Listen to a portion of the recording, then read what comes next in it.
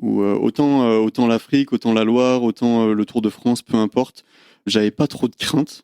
Mais la Patagonie, j'allais dans un territoire où j'avais beaucoup d'appréhension.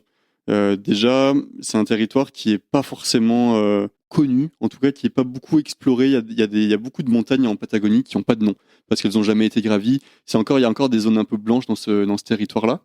Et surtout, j'y allais en suivant le Greater Patagonian Trail, qui est un réseau de sentiers qui a été imaginé par Yann Dudek, qui est le créateur un peu de ce sentier-là. Mais c'est pas du tout un sentier comme on peut trouver dans les Pyrénées, dans les Alpes, avec des panneaux, avec des marquages, avec des sentiers. Là, c'est vraiment extrêmement sauvage.